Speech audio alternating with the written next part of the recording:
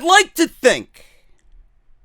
like to think that there is at least one member of the McMahon family that has some common sense. We all know Triple H does. We all know Triple H feels what we're feeling. We all know that Triple H is probably going to take over the WWE one day, hopefully soon. Sooner rather than later. I don't expect him to be the savior. I just want good television that I can actually invest my time in. And I think that's what Triple H is going to do when he eventually takes over. I've stated many times it cannot be any worse than it is now with Triple H in charge. But I'd like to think, everybody outside of Triple H, that there's one member of the McMahon family that has some common sense. We all know Vince McMahon does not. He is actively trying to ruin his company on a week-to-week basis. The quality of the television shows are downright horrendous. He has no common sense. He has no logic. The shows are just completely terrible. He is completely out of touch with everything that is professional wrestling because he wants sports entertainment. Shane McMahon was a McMahon that we looked up to as someone who we much rather see on TV than Vince. He was the cool McMahon. He was the son of the boss. He was athletic. Every time he got in the ring, he'd do something that we would say, holy shit. Guy's out of his fucking mind. Now that Shane McMahon's on TV every single week, in a role that is not for him, he is unfortunately the biggest heel on WWE television, and if what I stated earlier about the product quality being horrendous, all you need to do is look at that, completely ridiculous. Shane McMahon being on television is not good, and he is another McMahon that we want to see just vanish right before our very eyes. Then there's Stephanie. Stephanie was looked at as, Vince's daughter, Vince's baby daughter, right? She's eventually going to take over the WWE. She's involved with PR, and she's been off TV now for a little bit. When she comes to TV, it's usually her gloating about how she's done everything, how she's done this, and how she's created that she was the creator of the women's evolution. Normally when she's on TV, we're reaching for the remote control, and if we're watching the show, cringe. Every segment she's a part of makes the show that much worse. Her theme music sends chills in a terrible way up and down my spine. But then there's this Stephanie McMahon, who, like I said, I wish one McMahon, or one member of the McMahon family, had some fucking logic as to what's going on in the world of pro wrestling. Stephanie McMahon was in New York this week, and she was asked about All Elite Wrestling. I figure everybody's on board with All Elite Wrestling, at least everybody that's watching me right here on the podcast. If you're not on board with AEW, you're mental. You're completely mental. Because WWE needs this. We need this. But more importantly, WWE needs this. Because nobody's going to push their shit in. The fans certainly can't do it. So now we are resting our hopes and laurels on Cody and Tony Khan and everybody else involved with AEW. Now, I do believe everybody, or the majority of everybody, is on board with AEW. It's good for the wrestling business. If you don't think so, you're a fucking clown. And competition from AEW is hopefully going to make WWE that much better. WCW forced WWE to step up their game, and Vince created some of the best moments in the history of that company because of that. Stephanie McMahon seems to agree that competition from AEW is going to make everybody better. She said this on the launch of All Elite Wrestling. I think it's going to force everyone to be the best that they can be. End quote. She didn't mention them by name. She was asked a question. She answered respectfully, and she answered in the most logical way that one could answer that question. So why is Vince McMahon not having the same mentality as his daughter and as Triple H? Triple H is clearly taking what AEW is doing, and he's making NXT better. NXT TakeOver Toronto is going to be the first of many events in August. And I mentioned this on Wednesday. You think Triple H is going to go into TakeOver in Toronto and say, well, we're going to have a lackluster show. The lead-off position for TakeOver Toronto is the most important position in the month of August. Because Triple H is going to set the table and say pretty much to everybody, Cody, Vince, and everybody else that wants to have a fucking show in August around SummerSlam weekend. Follow that, motherfucker. Follow that. And more times than not, Triple H does so good that nobody can even keep up. And that's including NXT UK, WWE main roster, because we all know TakeOver, both in the UK and NXT local in Toronto, is going to blow SummerSlam out of the fucking water. And I'm even mentioning All Out, because I don't think that All Out is going to be better than what Triple H does, even with an appearance from CM Punk, which I am predicting. Might be on the lower end of the prediction scale, but I'm predicting it. Even with the big surprise like that. I wish Vince would listen to this, and I wish Vince would have this same type of mentality, because if AEW now, and the reason why I'm talking about this now is because I have a lot of AEW news. If Vince is not worried now with the TV deal being in place on TNT, with Double or Nothing completely selling out in 15 fucking minutes, with Double or Nothing receiving so much praise, and I know it received such a great reaction because it was the biggest pay-per-view review that I personally did on the channel, with the most traction, the most retention, the most likes, the most viewership. I know. If I felt that with a channel my size, I know how it made everybody else feel as well. And with All Out and the hype of All Out being sold out just as quick as Double or Nothing, the hype and the news and the rumors regarding their TV deal and what Tony Khan said on the Stone Cold podcast about their direction on TV, how Vince cannot be worried is worrisome to me. I don't understand it. He's a businessman. If someone's coming into his fucking domain and his territory and he's not worried, when we all know he should be, because the quality of his shows are fucking terrible, I don't think he's ever going to be concerned. And that's what we fear as a fan base. I'm glad Stephanie said this. She said what she needed to say. She never mentioned AEW. She was asked a question. The guy had balls to ask fucking Stephanie McMahon, of all people, about AEW. She went about answering it the best way that she could. Competition is going to bring the best out of everybody. We haven't seen it on Monday Night Raw and SmackDown Live. Not yet, anyway. We're not going to. We've seen it in NXT, and we're going to continue to see it in NXT because Triple H knows what is best for business. Competition is what's best for business. This is Off the Script, episode 279. This is part number 2 for your Saturday. We got a pay-per-view tomorrow. Not sure if you guys care, but we got a pay-per-view tomorrow. That pay-per-view is Stomping Grounds. If you guys missed my Stomping Grounds predictions, plus everything revolving around Stomping Grounds, and my Dear Vince testimonial to open Off the Script yesterday, make sure you guys go and check that out. As long as you guys are aware that there's a pay-per-view, I'm going to make it enjoyable for you either way. There you go. Dear Vince, why do we need Stomping Grounds? Shane McMahon and his push are infuriating the entire WWE roster. Go and check that out. Make sure you guys go and check that out, along with Monday Night Raw, SmackDown Live, and NXT with the debut of Damian Priest. Make sure you guys go and check that out. It should have been me! Dolph Ziggler. Yeah.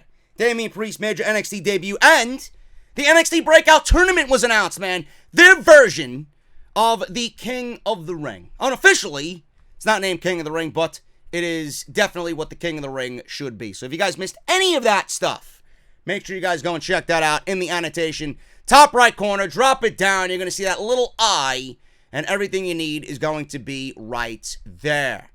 Make sure you guys go and check out me on social media at JD from NY206. That is on Twitter and Instagram. Make sure you guys hit that subscribe button, turn on that bell for all notifications. I would greatly appreciate that. And if you guys want to follow me on Patreon and support the podcast via the Patreon page, patreon.com/JD from NY206, completely optional. It's the only way to get exclusive content not available on YouTube, and it's the only way to get this podcast very early before it goes live on YouTube. Harry's.com/script. And they have been a sponsor, the biggest sponsor, my main sponsor, my boys over at Harry's. They've been sponsoring what I do right here on Off the Script for over 2 years. Did you guys know that the average guy spends about 3,000 hours shaving in his lifetime? That is a lot of time. I don't want you guys to waste 4 months of your life overpaying for poor performing razors. We all know Monday Night Raw is a poor performing wrestling show, but I don't want you guys to spend your life wasting 4 months of it by shaving with poor performing razors. Get Harry's, a razor that's so sharp you can shave less often and will save you money, just $2 per blade. Now I want you guys to join the 10 million that have joined Harry's and use my unique link, harrys.com/script. Harry's was founded by two regular guys tired of getting ripped off and paying for overpriced gimmicks. Vibrating heads, flex balls, handles that looks like a prop in a sci-fi movie. These are just some of the tactics that the leading brands have used to overcharge us, the buyers, for years. Harry's makes quality, durable blades at a fair price. Like I mentioned, $2 per blade. To keep prices low, they cut out the middleman. Harry's bought a world-class blade factory in Germany that's been making quality blades for over 99 years, and they now can provide you great quality at factory direct prices with a 100% quality guarantee. If you don't love your shave, let them know and they will give you a full refund. JD, this sounds fucking great. What am I getting? What am I getting? Well, this is what you're going to get. Easy grip and a handle. Right there. Choice of color is yours. You got orange, the navy blue, or the evergreen. 5-blade razor with a lubricating strip and a trimmer blade for a close, comfortable shave. Rich lathering shave gel that will leave you smelling great, and it feels great on your skin as well. And you're going to get a travel blade cover as well to keep your razor dry and easy on the go. If you're a man that travels for business, it's a great way to keep your razor safe and dry. Listeners of my show can redeem their trial set by going to harrys.com/script. Again, make sure you go to harrys.com/script to redeem your offer and let them know that JD sent you to help support Off the Script. Tony Khan was on Stone Cold's podcast, which I have not listened to yet, but I did find out that there was a lot of important information that came out of that podcast, and it's very important to what AEW is going to be doing on weekly television. Gave some insight as to what their direction is going to be, some news and rumors that are going to be coming out of All Out in Chicago. Some pretty important stuff here, man. Tony Khan says that AEW, on top of the tag team championships for the men, AEW will eventually have women's tag team championships as well. All Elite Wrestling has a lot of plans and the financial backing to make everything happen. Now, with continued support from people like you and I, this seems like it's going to be a very good venture. On the Steve Austin Show, Tony Khan addressed AEW's goals. They want to feature serious wrestling and a focus on the main event picture first as they prepare to crown the first All Elite Wrestling World Champion at All Out. Hangman Page, Chris Jericho. Obviously, we know that's going to be a big deal, and I think with them being on TNT and having a familiar face in Chris Jericho be the world champion on their TV debut in prime time is a perfect recipe. If you don't agree with that, I don't know where your mind is as far as pro wrestling goes, but that is exactly what needs to happen. Jericho is a great heel, one of the best heels in the business. It's best for a heel like Jericho with a familiar face to be on TNT with the babyface and Hangman Page or whoever it is chasing Chris Jericho. Going to be a good deal. AEW's World Tag Team Championships will follow, which will be determined by a tournament. Got my attention right away. But eventually the plan is to establish women's tag team champions as well in AEW. He says this, and I quote, "We're going to establish a great tag team division. When we launch our weekly television show in the fall, we're going to be doing a tag team tournament that's going to have some of the greatest tag team matches ever on TV. It's going to be our main focus of our TV program." End quote. Before I continue on with what Tony Khan said here about tag team wrestling, just that alone, if you're the Revival or Gallows and Anderson or you're an LAX in Impact Wrestling who's done everything that you could in Impact Wrestling, why would you stay and why would you not want to challenge yourself against some of the elites in All Elite Wrestling, who right now probably has the best tag team division in the world for any promotion? He says this in closing: there will be teams competing to get a first-round bye in that tournament, which is a very big deal. We'll have some of the best tag teams in wrestling competing for our tag team championships coming up in the fall. Already, TNT and AEW's TV program on TNT is going to have meaning. Meaning. You're going to watch to see who progresses to be the first ever AEW World Tag Team Champions. Television with meaning, television with importance, television with direction. It's just exactly what WWE needs to do. If you guys hear banging upstairs, it's the fucking cretins upstairs that just don't understand that I'm fucking working down here. It's fucking annoying. So, just, it's completely throwing me off, this fucking noise. Again, this is off the script. Anything happens, man.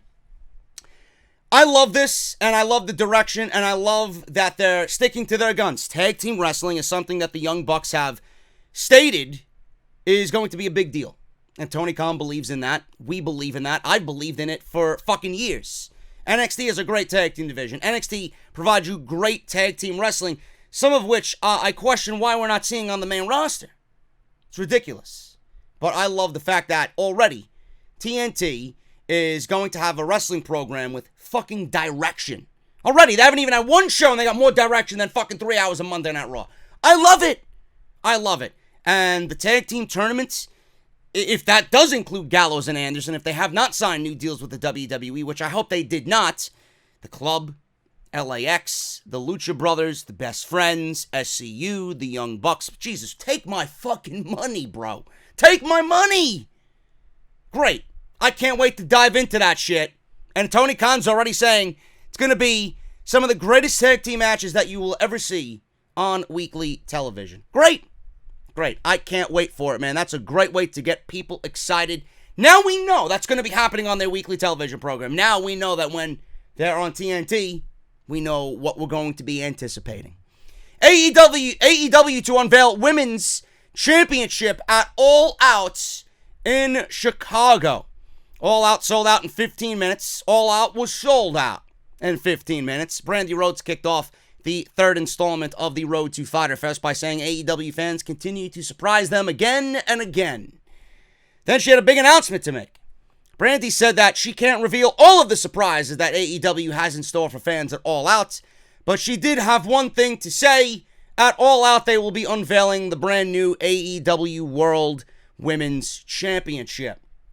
No match was announced for the AEW Women's World Championship, but Brandi Rhodes discussed how excited the women are to see the title, and even more so, to eventually wear it around their waist. Unreal. As previously reported, Tony Khan mentioned tag team championships, and a tournament is set to start for the weekly AEW television show whenever that begins in the fall. So there you go. I love it.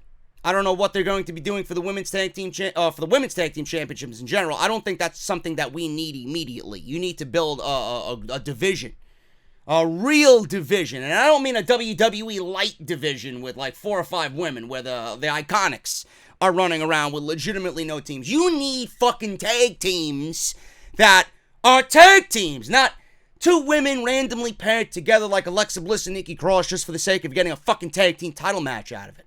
That's not what I want to see. That's not tag team wrestling. That's not the essence of tag team wrestling.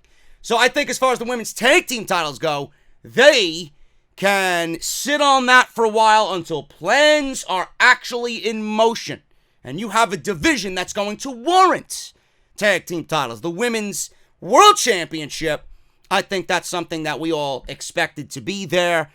Clearly, they got Kylie Ray and Britt Baker and Nyla Rose and anybody else that's going to be coming on in. I believe they have a lot more women to be announced for the women's division. I don't know if Awesome Kong is going to be there. I don't know if she's going to be part of the women's division, but it's going to be a great thing. And I think AEW's women's division is going to be one that is definitely going to outshine WWE's, because right now they're not doing anything right. They're not giving us engaging storylines. We're not invested in any of the characters. The women's division has died off after WrestleMania, after Ronda Rousey left. I'm waiting for Shayna Baszler to be called up. You know, I continue to say she's going to get called up, but it never happens. And I hope that it never does happen, because I don't want to see that woman with all the hard work that she's done in NXT be wasted on the main roster. I don't think they're going to book her correctly. Even though it's simple to book Shayna Baszler, book her like Ronda. Simple. Book her like Ronda. I don't know if WWE is capable of doing that because she's not Ronda, but I think Shayna Baszler is needed, even though I don't want her, is needed to bring some sort of legitimacy to the fucking division. Because right now there's none. You got the Iconics running around with the tag team titles. Alexa Bliss is challenging for a title that she's not even, a part of the brand with SmackDown. And Becky Lynch is fighting fucking Lacey Evans, who hasn't won a goddamn wrestling match since Money in the Bank. We need some legitimacy in that division, and Shayna Baszler is the perfect one to do that. So right now, I'm all in for an AEW's women's division with a championship and a direction to crown a new women's champion. Can't be any better than what we got going on with WWE right now. So give it to me. It's going to be unveiled at All Out. If it's anything like the AEW World Championship, if they did such an amazing job with the AEW World Championship, I can imagine what they're going to do for the women with Brandi Rhodes in charge of that. So we'll see what happens, and I'm very curious to see what type of title the women will potentially be carrying around. Speaking of AEW on TNT, that's happening in the fall. We don't know when, we don't know what day. But Wednesday or Tuesday right now are the 2 days going back and forth. This is a very exciting deal, and it means an alternative to pro wrestling here in the United States on primetime television.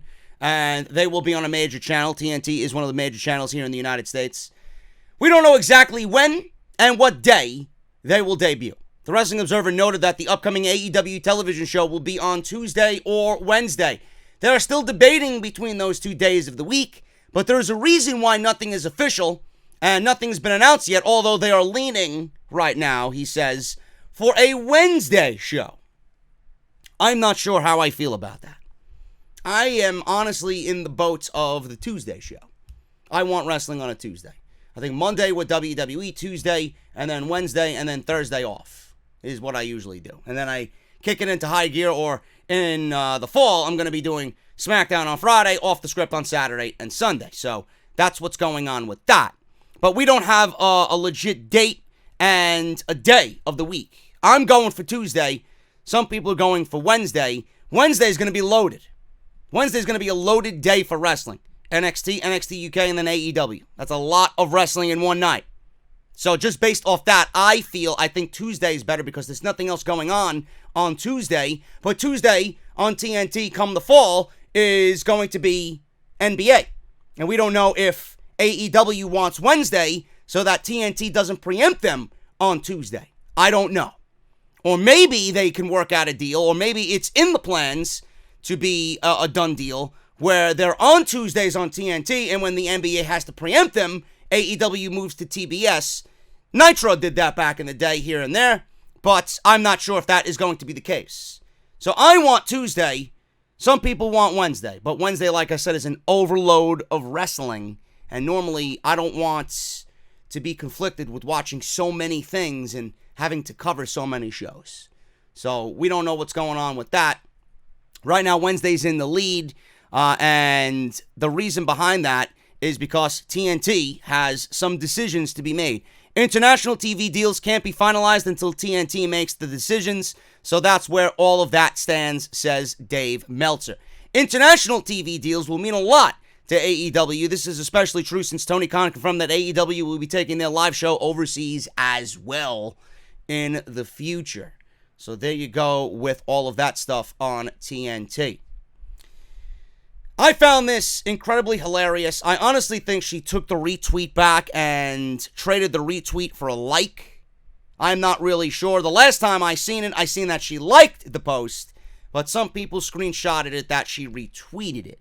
I think a retweet's a little bit more blatant and right in WWE's face. A like kind of flies under the radar, and it's not really that big of a deal. Sasha Banks promotes the upcoming AEW Fyter Fest on Twitter. Even on Instagram as well, as she commented about Private Party. Sasha Banks isn't back in the WWE just yet. I hope she doesn't come back to the WWE. Like I mentioned, I hope she sticks to her guns. But she's obviously paying attention to what's going on in the wrestling world. Clearly, the woman knows what she wants. The woman knows what she's capable of. And of course she knows what's going on in the world of pro wrestling because she wants to be a part of pro wrestling, and that's all she wants to do is wrestle. Simple as that. Woman is very simple. She wants to wrestle, she wants to perform, she wants to be the very best that she can be. I don't know in what world this is a crime. Apparently WWE does not want Sasha Banks to be the very best that she could be. They'd rather push Lacey Evans and Alexa Bliss, which is a joke. Now, it was previously reported that AEW will be revealing a new women's title at All Out. Excited news. Sasha Banks and fans of Sasha Banks might be interested in this. In a move that nobody really seen coming. Sasha Banks retweeted. There are screenshots. I don't have them, but I seen it. Retweeted the third installment of the Road to Fyter Fest, which contained Brandi Rhodes' announcement of an AEW Women's Championship. Now, it should also be noted that Banks was briefly featured in the episode as well, when she appeared in an old picture alongside Private Party and the Amazing Red at the House of Glory School. And it's pretty well documented that Sasha Banks looks up and admires and loves the Amazing Red. She has interacted with Private Party. Bayley was there, did the same thing. You know, Ronda Rousey was there at the House of Glory School and trained right before their match at the Royal Rumble with Sasha herself. Now, I don't think this is that big of a deal if it's a like, but the retweet, you know, is a pretty big deal. A, Sasha Banks has balls of steel to do that. B, clearly she doesn't give a fuck about WWE. And clearly, C, she wants out. She wants out. The fact that she's outwardly promoting another show that is not WWE with a retweet says a lot about where her mindset is. That's just the way I see it. The fact that she liked it and took the retweet back, I believe. I haven't seen the retweet personally on her Twitter. I think she took it back and traded it in for a like. The fact that she liked it really doesn't mean anything. She was in the video, she was in the House of Glory School with the Amazing Red, and she knows Private Party. And I'm sure she has sat down and talked to Private Party. And Private Party are two of the Amazing Red's top students to come out of the House of Glory School, which, if you've seen episode 3 of the Road to Fyter Fest, you got a backstory on Private Party and how they praised the Amazing Red and everything that he's done to get them to this point. And Sasha Banks was there because she feels the same way about the Amazing Red as well. So it's not that big of a deal if she liked the tweet. She was in the video and Red was there, and everything that Private Party said about Red, Sasha Banks thinks and says about Red. It's not that big of a deal. So people are making a big deal about this for legitimately no reason. No reason at all. But I do know, or I have a feeling, that that woman is still upset, and if WWE wanted Sasha Banks back, they would have done things differently to entice her to come back. The fucking division has gotten worse. It's gotten worse. So I don't understand why Sasha Banks would want to come back when clearly nothing is changing. That would be a woman who is labeled the biggest hypocrite of all time if she comes back. I don't think she's going to do that to herself. She knows better. She knows better. And I honestly think that WWE gave Bayley the Women's Championship for two reasons. One is a fuck you to Sasha. At first, it was a situation where WWE was like, look, Bayley got the World Championship. Bayley got the Women's Championship. This could be you. All is good to come back. Look, we're gonna fix whatever we fucked up or whatever you think we fucked up on. Then Sasha didn't come back, and now the fuck you is the match with Alexa Bliss, and I honestly think Alexa Bliss is going to be the new SmackDown Women's Champion. Because Alexa Bliss is somebody that both Bayley and Sasha Banks hate legitimately in real life. I don't think this is a big deal, folks. She promoted Fyter Fest because of the content of the video. Yes, the Women's Championship announcement was in there from Brandi, but it has more so to do with Private Party, House of Glory, and the Amazing Red. It's not that big of a deal. Come on. People are making this into some big fucking scenario, and it's nothing. WWE is looking at key cities, which are all elite wrestling cities, for WrestleMania. I find this to be hilarious. Now, if WWE wasn't worried about AEW, they wouldn't be wanting to go into their territory or into their markets where they know AEW is selling out in 15 minutes. Who's AEW? What is AEW? Clearly, they want to tap into that. Or in WWE's mindset, they want to show up AEW as they are the big dog. We all know you're the big dog. I hate using that term. We all know you're the kingfish in this pond. We all know. WWE is the great white. And AEW is the fucking killer whale. Okay? There you go. Both can coincide in the same ocean. It's not that big of a deal. But, you know, some days WWE is going to be better. Some days AEW is going to be better. That's what I want. I want competition between both. I want one to make the other better and vice versa. WWE clearly is keeping an eye on AEW.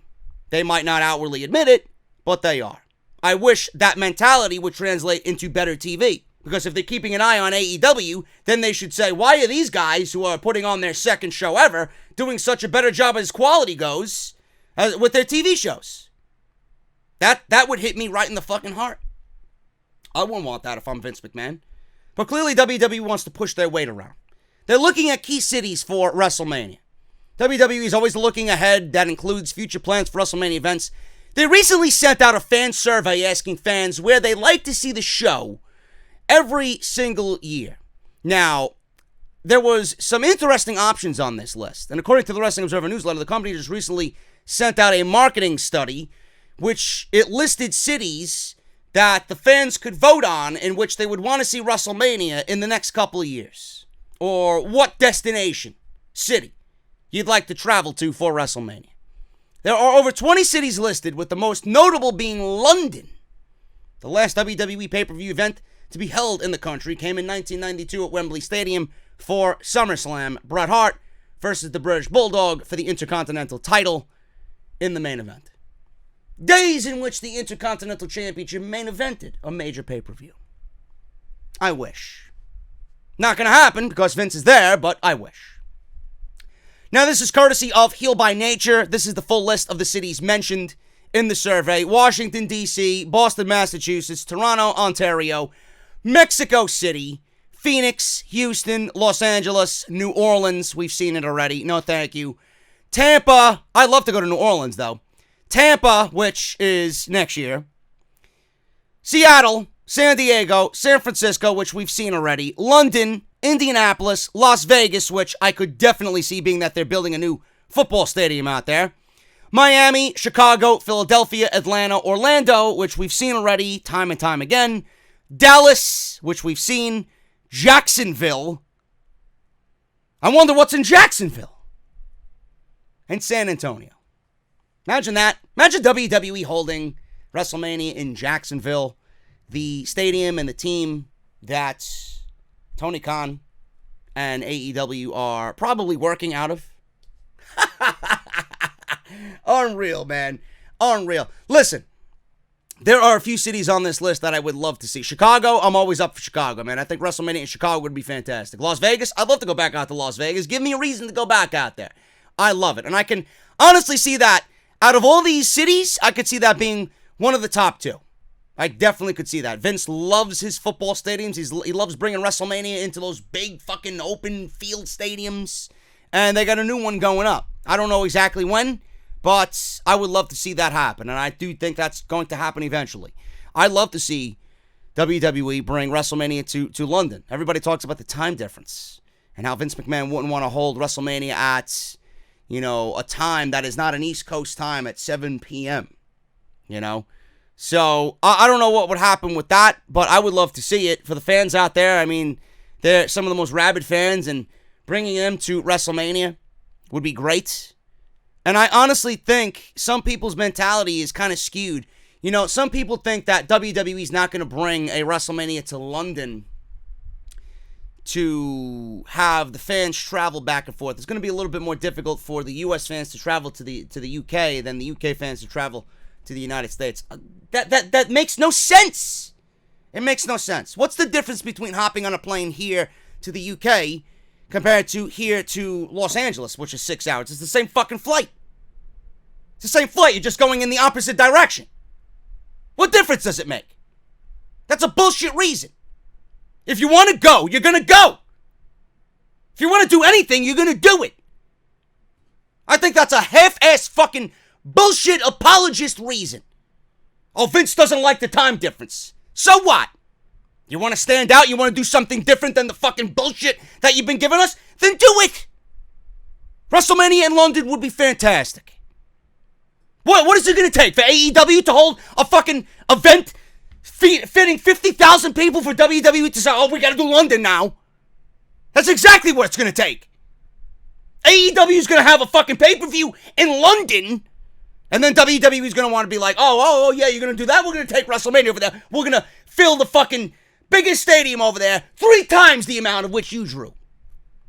How pathetic would that be? When fans have been calling for it for decades. Guarantee you that's exactly what's going to happen. Guarantee you. I don't mind any of these cities really outside of the ones we've seen. San Francisco. I wouldn't even mind San Diego. I'd love to go back out to San Diego. Seattle. I never visited Seattle before. I'd love to go visit Seattle. Tampa we got. New Orleans, they did it. Los Angeles, that's a rumor. Houston. Anything Texas we've seen. I've never been to Texas, but we've seen it. Arlington and Houston, we've seen it. Phoenix, we've seen it. Mexico City's interesting. That would be an interesting one. Atlanta, Philadelphia, Chicago, Miami, Indianapolis. I don't mind any of those cities, man, but exactly what I stated with WWE and London. London and Los Angeles, I think, are the big two that WWE really need to think about. But it's all a bidding process. You got to bid to have WrestleMania come to your city. Are the UK folk going to bid for WrestleMania to come on into their country? I don't know. Time will tell. I hope so. Keeping my fingers crossed on that one. Speaking of which, fingers crossed on the Anoa'i family not having any more to do on weekly WWE television. Roman Reigns. Oh, man. I got this bug. This summer bug is ailing me. The Anoa'i family is presented on television in the form of Roman Reigns. We all know that. He's not anything major right now, but anything that the guy does is downright fucking boring. It makes me reach for the remote control. It makes me want to change the goddamn channel. So why not add another Anoa'i member to WWE? Both WWE and AEW are looking to sign a member of the Anoa'i family. The Anoa'i family has a great history in pro wrestling and a fantastic future as well. This is especially true with Roman Reigns and the Usos, currently leading the charge for their family's legacy. Now WWE could be looking to add another member of the famous wrestling family to their roster.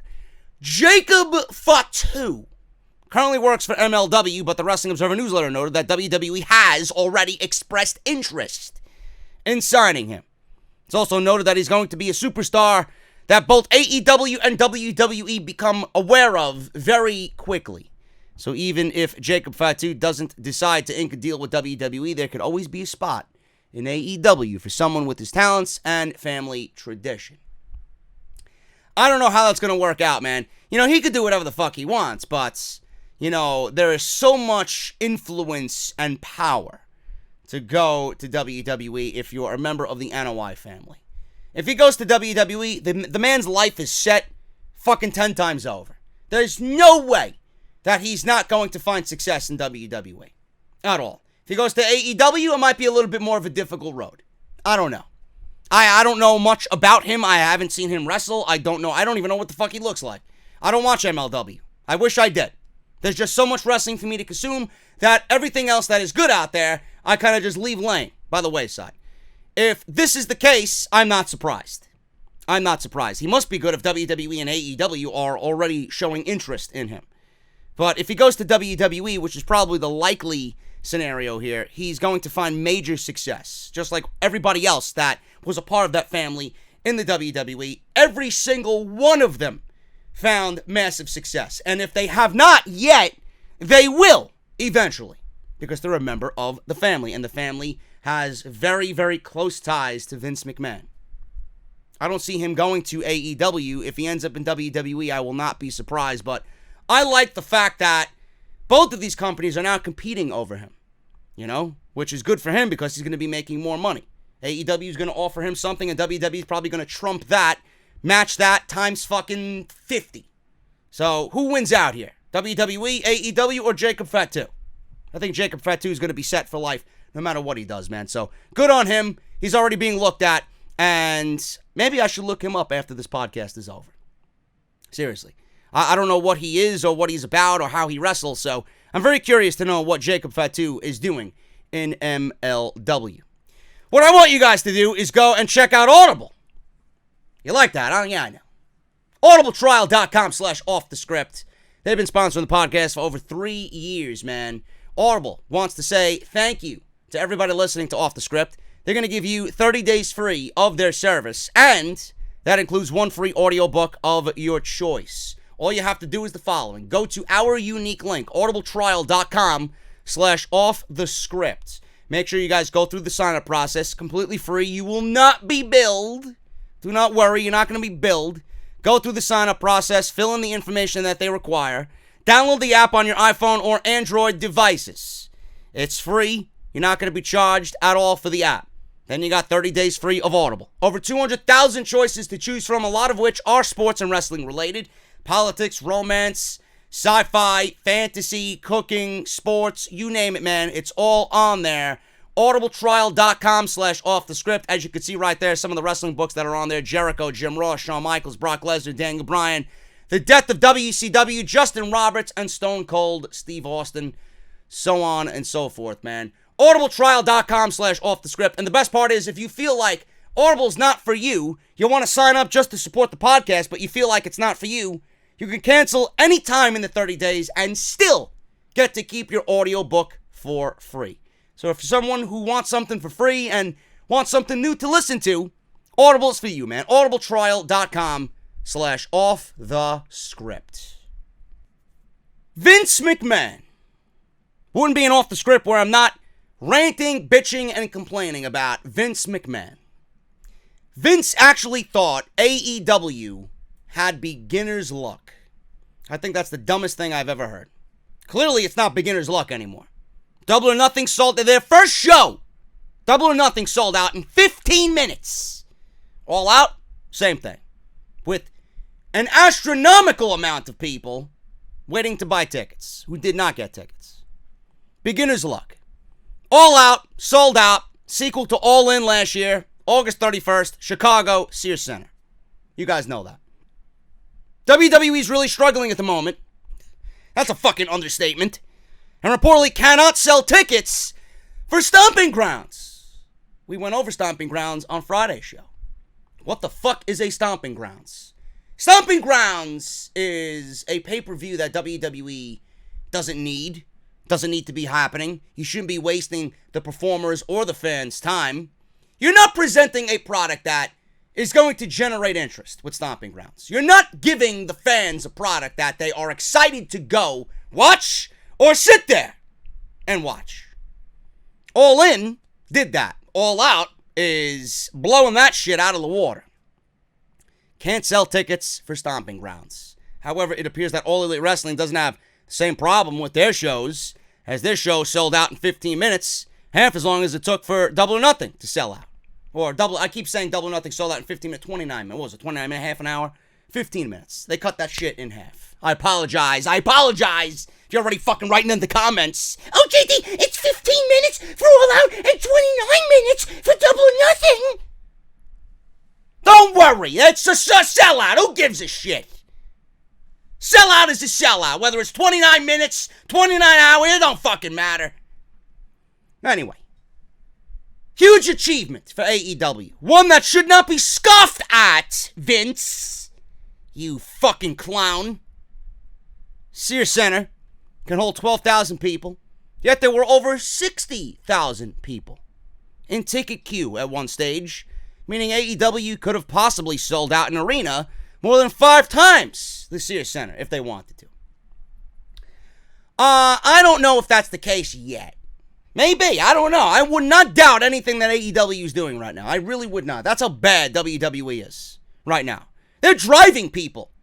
They're driving interest to AEW just based off the fucking fact that their shows are garbage every single week.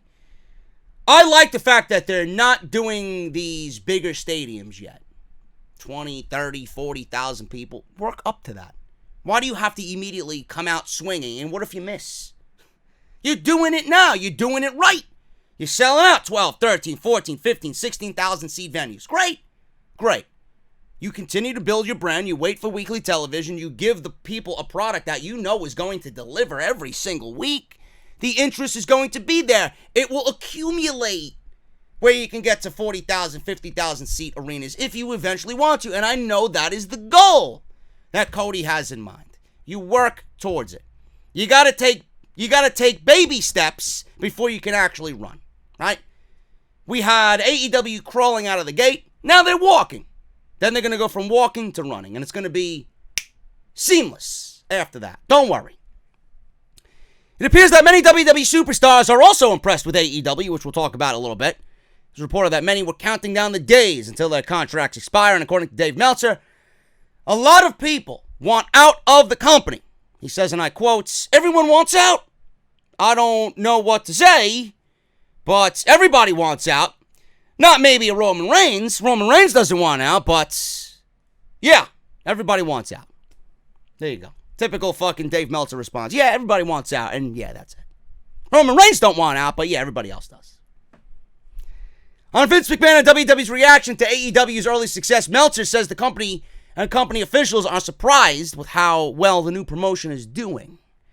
He says, and I quote, "Well, the WWE didn't expect this momentum to keep growing. I'm sure that WWE will have thought it was beginner's luck the first time, but now they can't say that. And this has grown stronger with each show, and the momentum is insane. Vince has a lot on his plate right now. This is not something he saw coming." Because he thinks that he's the only one in town. He thinks the WWE brand and the logo and the product resonate with everybody. You're not going to leave. You're not going to leave. Now he's like, please don't leave. Please don't leave. Look at SmackDown's ratings. 1.96 last week, 1.87 this week. Where are they going? There was no competition that night. Where are they going? Or is it the fact that your shows are garbage? Which one is it? Enough of the excuses. AEW is going to continue giving you what you want, and that in itself, mixed with WWE not giving you what you want, insulting your intelligence, not making sense of anything on your TV show, people are going to go watch AEW. How do you look at that name drop by Sami Zayn now? Is it a good thing or a bad thing? People went to Google AEW immediately when they didn't know what AEW was. Oh, it's a new wrestling promotion. Oh, I'm going to mark this on my calendar. Okay, August 31st. And then when people watch, they're going to say, oh, Chris Jericho's here. It's got to be a legit promotion. Oh, my goodness. CM Punk. You mean to tell me that you're not going to be interested in AEW after what they did in Double or Nothing? Or at Double or Nothing? Come on. The momentum is there. Vince thought it was beginner's luck. I don't see how it's beginner's luck anymore. It's easy to say, oh, they haven't had a show. Let's see what they do. It's beginner's luck. Then they sell out, all out in 15 minutes. 15 fucking minutes. To sell out a show in 15 minutes, slicing the time from Double or Nothing in half, that's not beginner's luck anymore. That's a product that people legitimately want and are hungry for. Maybe you should get on board, Vince. You got to get on board with all this. Give the fans what they want, and they will be just as thirsty for your product, but you refuse to do that. Batista doesn't see AEW as legit competition to WWE. Really now. Maybe Batista's drinking that Vince McMahon Kool-Aid. Batista no longer is wrestling. I think that might be a good thing after what we've seen at WrestleMania. His final pro wrestling match against Triple H at Batista. Jesus Christ, I can't even fucking talk. Batista, his final pro wrestling match against Triple H. No, it's not Batista against Batista. It's Batista against Triple H at WrestleMania 35. He was very happy to hang up the boots after that night was over. However, he's still aware of what AEW is doing. There were rumors that Batista was talking to AEW. How well that went and how far that went into discussion, I don't know. But he was photographed with Chris Jericho. It might have been one big troll job. Who the fuck knows? But he spoke to Chris Van Vliet. And the Animal revealed his opinion of All Elite Wrestling, although they will be competition for WWE, competition that WWE has not seen in a very long time. They will give WWE a run for their money, but they will not be direct competition ever for WWE. They're going to give WWE a run for their money. I don't understand his logic there. Is it that he knows the product? He's been very open about how fucking terrible the creative is. He's either lying or he knows that Vince McMahon is doing this on purpose and has the ability to just fucking go Super Saiyan on everybody and just book the best wrestling show that we've ever seen, but refuses to do so. Is he harboring some superpower? So you must have a lot of faith in Vince McMahon that AEW will never be competition for WWE. I don't want them to be direct competition for WWE. I want them to be competition. Let me rephrase that. I don't want them to be competition in a way where they're going to try and put WWE out of business. Oh, we're better. No. I want them to do what the wrestling world needs right now, and as a case with Double or Nothing and I'm going to assume All Out, we want a very sports-driven product. We don't want this cheesy garbage, this entertainment, sports entertainment. I want AEW to rival WWE as far as what needs to be done. I don't want them to be on the stock market. I don't want them to be worth $8 billion. I don't want them to put WWE out of business. I want AEW to be good to a point where they are competition and their brand makes WWE better. That's all we want. Now, maybe he meant that. I don't know. But there needs to be competition. Batista realized that there needs to be competition. If he doesn't, he needs to realize. I don't see it as legit competition. I see it as competition, which is great because there should always be competition. Okay. But until they produce one of their own major stars, and until they have a production that is as big as WWE, until they start, WWE's got the next 3 generations of superstars because they've got NXT camps all over the world now. And how does Triple H go about these NXT camps? Like they're the most important thing in the world. How does Vince McMahon go about them?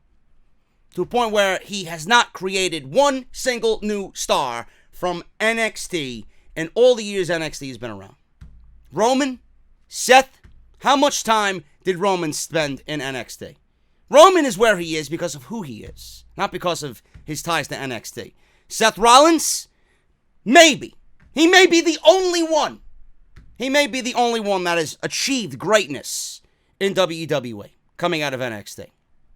But Triple H knows exactly how important NXT is and the NXT camp is and the PC is to WWE.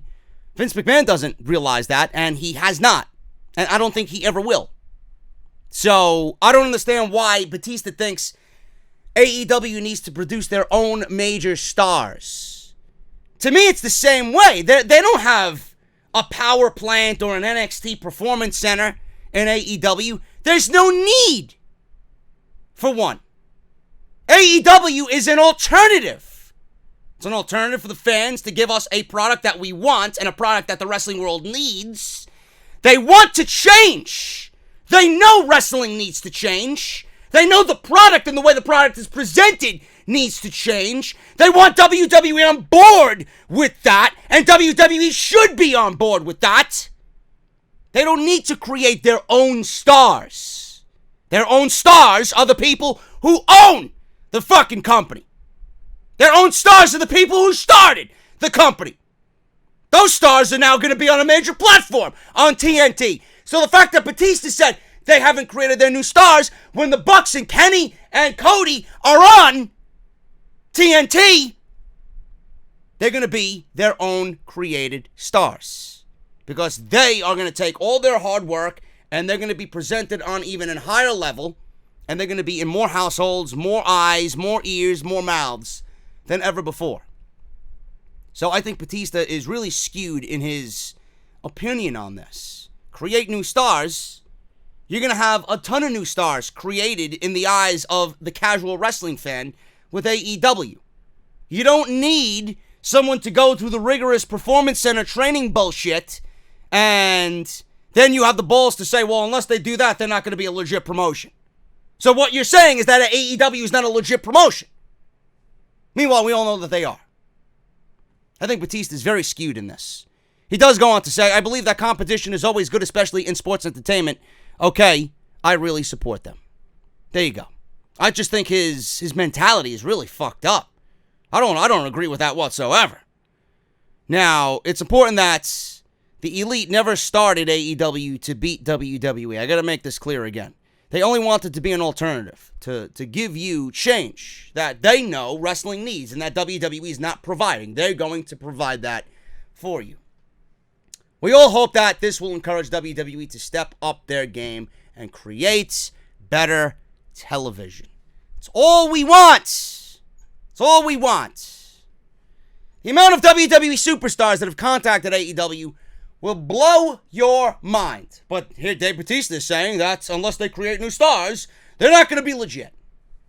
They're not going to be competition. Dave Meltzer painted a very clear picture of the mindset going on right now in the WWE locker room.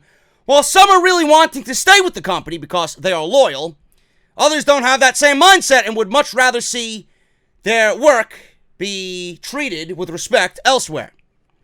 It's not something that Vince saw coming, says Meltzer.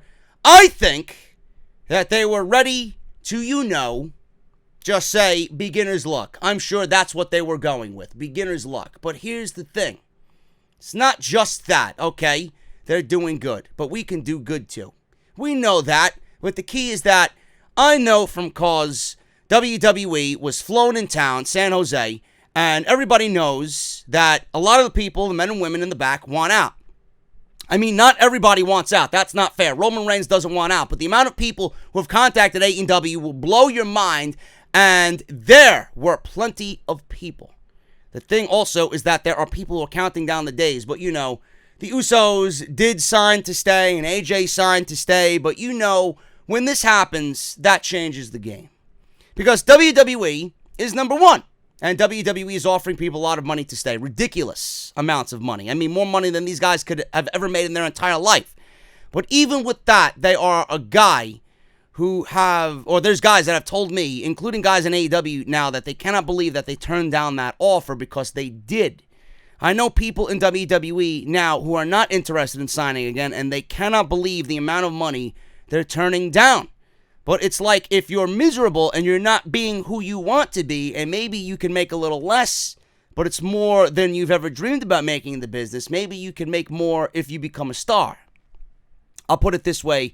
If you're a guy, and I don't want to name names because they'll know you, but it's like, just say that you're a guy and you were offered $500,000 for 5 years from WWE, and let's say you're going nowhere there.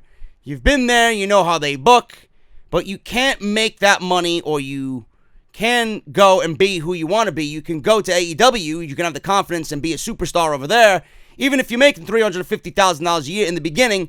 If this takes you off that mentality and you'll make that amount of money, and your contract's up, you'll find success. But if you stay with WWE and you take their money, you have the mindset of you're going to be a jobber for life, he says. You'll be Dolph Ziggler, and your career will be over. I don't want to say done, because Dolph is doing okay right now, but he was never what he should have been. And look at Jon Moxley, who's hotter now than he's ever been in his entire life. And WWE superstars can see that. So Dave Meltzer talked about this in depth with Brian Alvarez. And it said that WWE superstars are seeing Jon Moxley as an example of a guy who was in WWE, was a WWE World Champion, but he was never as hot in the company as he is right now after leaving. What did I say? What did I say about Jon Moxley leaving? How that was going to resonate throughout the entire locker room. I said it word for word. If you don't think that Jon Moxley leaving is going to send ripples in WWE's locker room, you're an idiot. You're a blatant idiot. Him leaving meant everything. He was WWE's Cal Ripken. I don't need to repeat myself. You guys know, if you've been watching the show, you know what I've stated. Him leaving is a door opening. If he can do it, what is stopping you from doing it? He dealt with everything and all the bullshit that Vince gave him, and he walked. Money out the ass they offered him to stay, and he said no. He wanted to be him. He wanted creative. He wanted to show everybody that pro wrestling is exactly what we need. Jon Moxley even stated in a recent interview, I love the fact that I can actually be a pro wrestler again and not fucking be an actor in sports entertainment. That is what is important to these people. Do you get into wrestling to be a fucking sports entertainer? Or do you get into wrestling to be a fucking pro wrestler? As soon as you get into WWE, your pro wrestling card goes out the window. You're now a sports entertainer. You're an actor. You don't get into this business to do that. Moxley was offered the world to stay, and he walked. And he did it the right way. Him leaving is pretty much everybody in the WWE asking themselves, well, if he did it, why can't I do it? He's doing it. He's finding success. I'm a WWE superstar with some credibility. I want to do that too. That's much more of an enticing offer than being offered millions of dollars by WWE. Because AEW, if they find value in you, you can make just as much money over there. And, as a bonus, you go to AEW, you become a star, WWE looks at themselves in the mirror and says, why didn't we do that with him? Or better yet, in WWE's mentality, why didn't he do that for us? Well, you fucking killed him. That's why. You didn't even know you had him on the roster. Him or her. That's the cherry on top of the cake. To go somewhere else and be a superstar and then have them looking at you now like you always wanted them to look at you. That's a fucking great feeling, man. That really is a great feeling. Meltzer is right. WWE, the locker room wants out. WWE superstars want out. I believe it. I don't know who. We can assume. We could see. Sasha Banks, the Revival, the club. Who else knows? Rusev. EC3. God knows if there's any NXT talents. Because they know what's going on up there. They're begging Triple H, don't send me. Like hell on earth on main roster. Why go to WWE? NXT is a safe haven, but it can't be a safe haven for your entire career. You're eventually going to get called by the man, and then you're dead. Then you're dead. Jon Moxley leaving was a huge blow that is going to forever resonate as long as AEW is around. I'm telling you. Because who's next after Moxley? Who is next? Who's the next Jon Moxley? Cody did it. Dean Ambrose did it. He left. Jon Moxley's there. Who's next? That's the best thing about it. Who is next? Who's the next in line to be a WWE superstar and find success somewhere else, sticking it to WWE? Being offered all this money and saying no! That's a great fucking feeling, man. I have another place where I'm going to be treated with respect and find success. Unless you change, I don't want to be a part of your shitty mentality, your shitty creative. Moving on here, man. We got a couple more stories before we get the fuck out of here. Medusa. It's been a while since I mentioned Medusa's name on Off the Script. Medusa was recently interviewed, and I don't even know why this is in the fucking podcast today, but I found this to be interesting. Medusa says WWE's version of the women's revolution is bullshit. Interesting. She recently spoke with Fightful. Alundra Blaze, a.k.a. Medusa, had a lot to say about how the WWE's women's revolution is viewed. Because although WWE likes to paint the picture of Trish Stratus and Lita planting seeds to the women's revolution, she says it's bullshit. She says, and I quote, "There's nothing wrong with Trish or the other girls. It always starts right there. It always starts at the Attitude Era and forward." Fuck that. It's a forgotten era that you're missing. Bullshit. I was pissed off when Vince let me go. Why would he just let the women go and continue with just the men? I'm going to start a revolution because I had enough. Women don't need to be treated like this.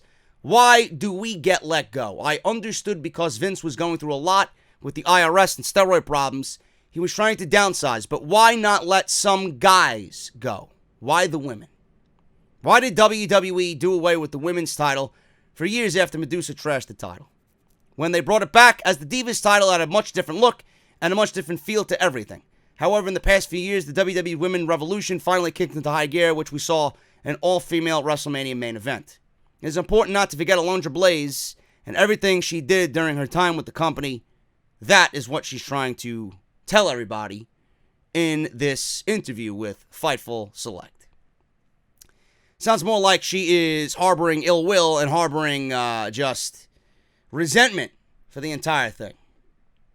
I don't understand. I don't want to toe any lines here, man. The fucking bullshit here that she talked about. Why do women need to be treated like this? Why did we have to get let go? Because Vince was looking for anything that was, at the time, I think, Vince was looking for anything that was going to make him fucking money or generate interest. The women were not. So you got cut. It's a tough business. Deal with it. Deal with it. Nobody is picking on you for your individual accolades. Everybody always praises her. Everybody always mentions Alundra Blaze or Medusa. But she's making this into a bigger deal. Why the women? Why did the women like her? Why couldn't you let the men go? Is it a case of that? Is it that Vince made a bad decision because you thought it should have been the men and not the women? Or was Vince's business mentality, this is not making me money, nobody gives a shit about this, it's not driving people into the arenas, it's not driving attendance and ratings to Raw, let's get rid of it. Let's get rid of it. Everybody else is doing it, I don't need to do it. It's not working for me, let's cut it. That's the case. That's exactly what it is. And she made this into, oh, why the women and not the men? Give me a break. Nobody's ever said anything bad about Medusa or Alundra Blaze and what she's done for the women's evolution. She's always brought up as a pioneer. But she had to make this into a bigger thing than it really was. The women, what you should really be complaining about is the fact that the fucking women's division now is fucking terrible. Awful. It is downright terrible. Ronda Rousey came in. She did what she had to do. The whole division went from that entire fourth quarter of 2018 where matches were so great, they were trumping the men. Charlotte, Asuka, Becky. Charlotte and Becky. Asuka in that ladder match with Becky and Charlotte. Ronda and Sasha. You know? Ronda and Charlotte. Matches that the women were putting on. It finally felt like a revolution was happening. It finally felt like the division was fucking real. It's exactly what we wanted as far as the women's revolution. The women were equal, if not better, on most nights than the men. Now? Look at it. The Iconics are your tag team champions. They haven't had one successful title defense. Not one. Against a credible opponent. Not one. Why even have them as champions? They are terrible. Absolutely terrible. Look at who your women's champion is going one-on-one with. Lacey Evans. Might be a great character to some, but green as grass. Doesn't deserve it. Alexa Bliss can't wrestle. Bayley and Alexa Bliss at the pay-per-view on Sunday. Nobody gives a shit. Ever since WrestleMania, downhill. Since WWE refused to book anything without Ronda there. Becky doesn't have a legit heel to feud with. That's making her programs boring. That's making her segments boring. That's making Becky herself boring. So much so that she's got to pick a fight with fucking Beth Phoenix on social media because she knows the shit that WWE is giving her is crap. Same thing with Bayley. Bayley and Alexa Bliss, that's the best you got on SmackDown Live? Look at the fucking talent you got on that roster that you're not using. The WWE have gone back to making the women just another segment. Meanwhile, during Ronda's time there, it was the main segment. And everybody was watching because of them. That's what you should be complaining about. Not this fucking gender shit. Oh, why not the men? And how come you had to fire the women? Give me a break. Viking Raiders. The War Raiders. I keep saying I don't want to call them by their slave name. The War Raiders. Hanson and Rowe. According to Ryan Satin, fucking asshole, Pro Wrestling Sheet, Ryan Satin got into a back and forth with Stone Cold Steve Austin. He actually called Stone Cold, I guess he kind of indirectly called him a mark, but he mentioned that Stone Cold was marking out on the podcast with Tony Khan. And Steve Austin replied to Ryan Satin saying, marking out, I'm just excited about the prospect of AEW. And I'm excited to be sitting down with Tony Khan. So he kind of just shit all over Ryan Satin, which was a good thing to see, because Ryan Satin's a piece of shit. And obviously he tried to, dance his way around. Oh, I didn't mean to say, but I didn't want to, have it come off that way. Shut your mouth. Anyway, Ryan Satin, Pro Wrestling Sheet, WWE aired a Sarah Logan promo during the Raw commercials, which she declared herself to be a Viking and that she planned to raid the entire women's division. I wouldn't know because I didn't fucking see it. You don't have to be a sleuth to read between the lines on that one. Subtlety is never a strong point with WWE. Logan is, of course, the real-life wife of the War Raiders, Raymond Rowe. I keep wanting to call them the Viking Raiders, and I just refuse to do it. The two men were married in an epic Viking wedding ceremony late last year. Logan has not been on Raw since the Superstar shakeup when Ruby Riott and her faction was broken up.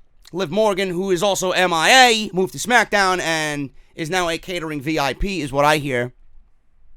A lot of blue Jolly Ranchers in catering. That's why our tongue is so blue. War Raiders have not been active much outside of this past week on Monday Night Raw from their call-up from NXT, or what I call a demotion. And the backlash over their original main roster name to the War Raiders from the Viking Experience.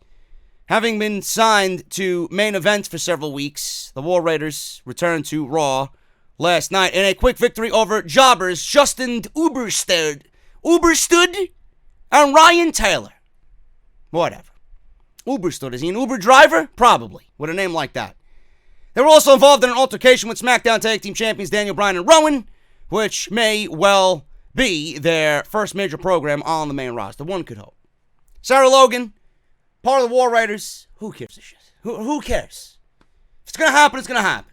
You might as well do it. It makes sense. The Riot Squad's not together no more. Why the fuck not? They're not on TV as much anyway, so who the fuck is going to care? Do it and get them on TV. Enough talking about it.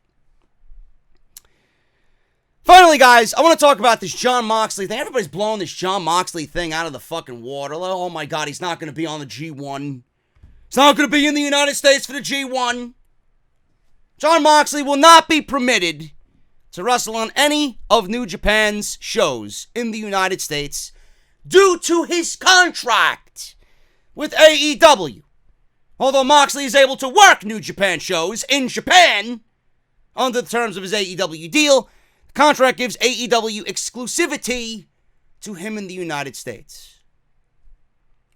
What is so difficult to comprehend on that? What? Same thing happens with Chris Jericho. Same thing happens with Kenny Omega. They have similar deals. Why would you want Jon Moxley to wrestle in the United States for AEW? Why? Or for New Japan? Why would you want that? So he gets hurt? So he gets hurt in the G1. He's going to be in the G1, but he's not going to be wrestling in the United States. I don't understand the logic behind all the people complaining about, oh, and now look, I bought a ticket, I wanted to see Jon Moxley. What did you expect? He signed to AEW. He's exclusive in this country to AEW. Simple. He wants to go to Japan and do what he wants to do? Fine. Not here in the States. I don't get it. AEW and New Japan do not have a working relationship due to New Japan's deal with Ring of Honor, who are getting fucked with AEW. AEW's got all the hype and the buzz. Ring of Honor can't sell any tickets or sell out any shows. Moxley's not permitted to work on the show. This is a blow for New Japan, who are likely hoping that Moxley could make a difference in shifting tickets to the struggling Dallas G1 show next month, which hosts the opening night of the A block. So Moxley will probably be in the B block in Japan. Prior to announcing his G1 schedule in New Japan, Moxley would be unable to work the Dallas event, so placed him in the tournament's B block, meaning he was able to miss the show without missing any tournament action. There you go. There you go. You'll be able to watch. If you're interested in the G1, you're going to be able to see Jon Moxley anyway in the G1. New Japan released the following statement on this. Jon Moxley has been confirmed as a participant for the G1 Climax 29. Unfortunately, Moxley will miss G1 Climax 29 opening day, taking place at the American Airlines Center in Dallas, Texas on July 6th. Additionally, he will not be in attendance at the G1 Climax 29 press conference taking place on July 5th either. Moxley will join G1 on July 13th in Tokyo. In addition to the Dallas card, Moxley will not be able to work New Japan Ring of Honor crossover events that take place in the United States or any other New Japan show in this country. This also applies to Chris Jericho and Kenny Omega if he wants to work any dates for New Japan. It has to happen over there. Just like Jericho worked Okada at Dominion. No difference. Jericho's not going to be working New Japan in the United States because he's with AEW. I don't understand. Talent exclusivity, folks. Talent exclusivity. Yes, he can work in another country. This is going to be on TV here in the United States, on Access TV. So, I don't understand why people are so bent out of shape with this. It happened with Jericho and Omega. Why wouldn't you think it wouldn't happen with Moxley? And everybody else that's going to follow suit. That's a big enough name like a Jon Moxley that wants to work New Japan. If you're signed to AEW, AEW is locking people into exclusive contracts. Simple. There you go. I don't understand the big issue with this. Look it up. It's an easy enough definition to figure out without using Google. Clowns. Anyway, I'm getting out of here, man. Getting out of here, and this is the last of the podcast this weekend, man, because there really is nothing else to talk about, because WWE has rendered the wrestling world bone dry because of Stomping Grounds. I don't care. I just don't care. So I'm taking Sunday off, or Sunday afternoon, actually off, to prepare for this 4-hour fucking shit show on Sunday, and then I will be right back here on Sunday with the podcast. So don't go anywhere. We got more off the script coming in the form of Stomping Grounds and the official review after the show is over. I'm getting out of here, guys. Thank you so very much. Make sure to follow me on social media at JD from NY206. That's both on Twitter and Instagram. Hit that subscribe button down below. Turn on that bell for all notifications. Patreon.com/JD from NY206. If you guys want to support the podcast via Patreon. Harrys.com/scripts. Make sure you guys go get your $13 value trial set. Audibletrial.com/offthescript. And make sure you guys go and check out all of this week's videos. Raw, SmackDown, NXT, and Off the Script from Friday as well. Thank you guys so very much for all of your support. Hit that thumbs up, and then we'll see you all right back here on Sunday night for the Stomping Grounds podcast, the official review of WWE's June pay-per-view. Can't wait. I can't wait for 4 hours of fucking Stomping Grounds. We'll see what happens, man. Hit that thumbs up, and I'll see you guys on Sunday night for the pay-per-view.